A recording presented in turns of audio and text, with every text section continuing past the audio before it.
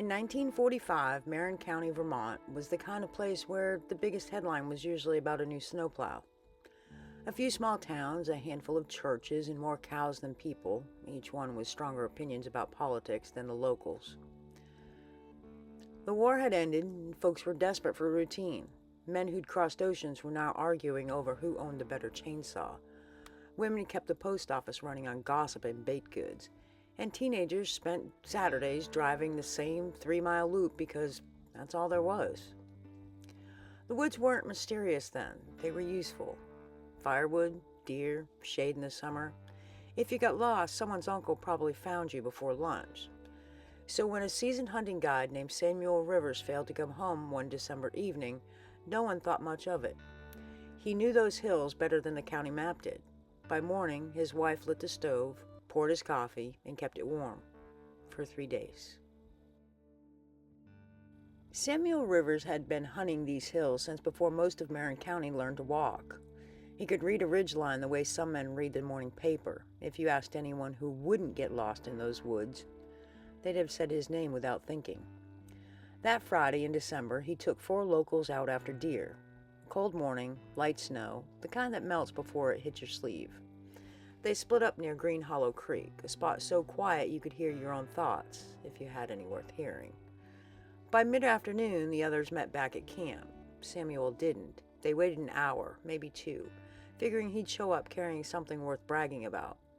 When the sun dropped, someone finally said the words no one wanted to. We should head back. By morning, the sheriff had half the town combing the woods, dozens of volunteers, dogs, lanterns, and more sandwiches than common sense. They found tracks, good clean boot prints leading downhill towards a ravine, then nothing. No drag marks, no slide, no broken brush.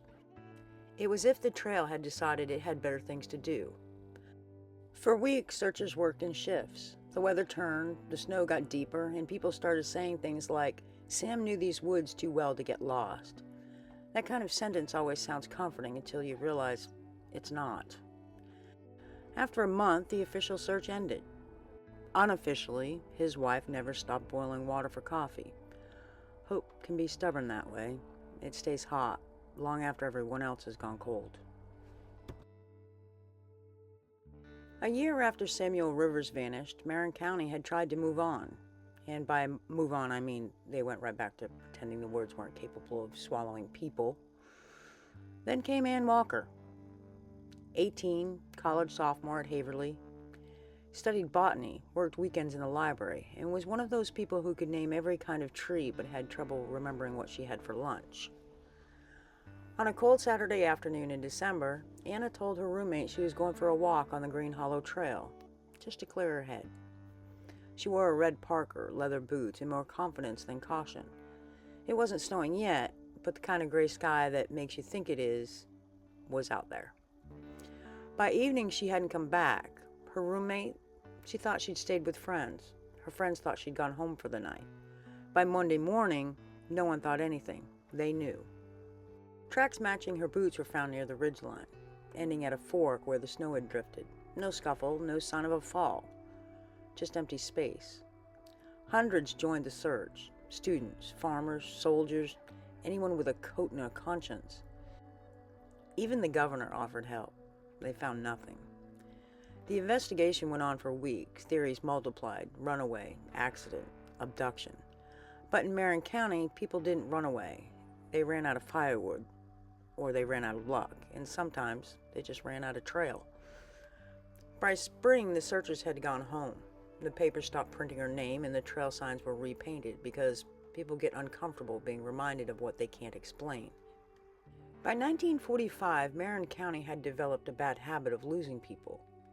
But no one said that out loud. It sounded superstitious, and Vermonters don't do superstition. They do chores. Harold Tennant was a veteran, 68, quiet, the kind of man who'd fix your fence and refuse payment.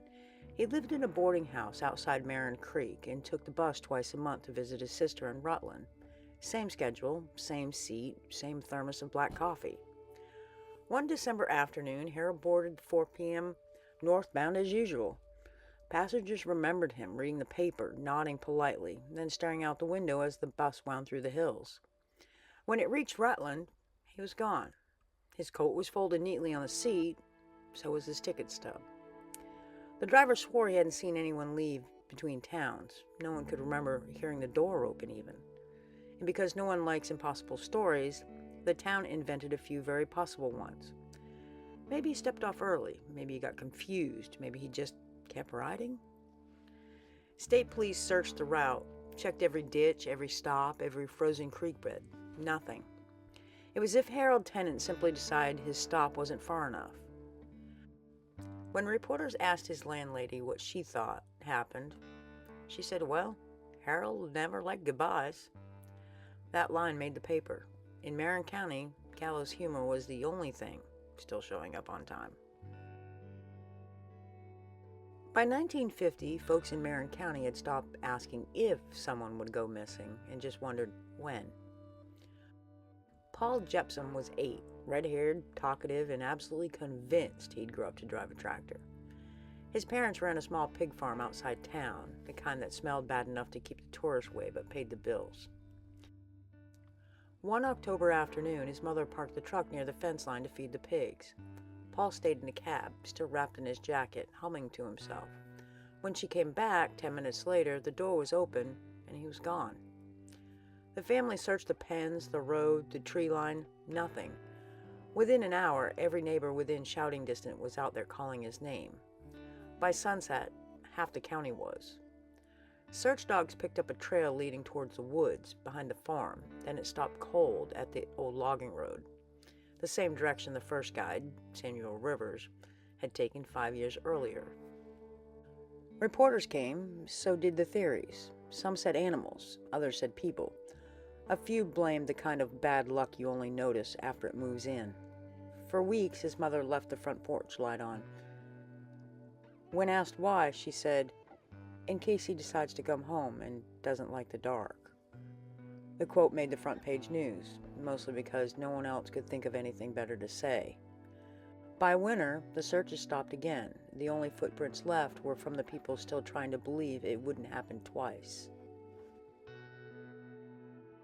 The spring of 1951 came late to Merrin County.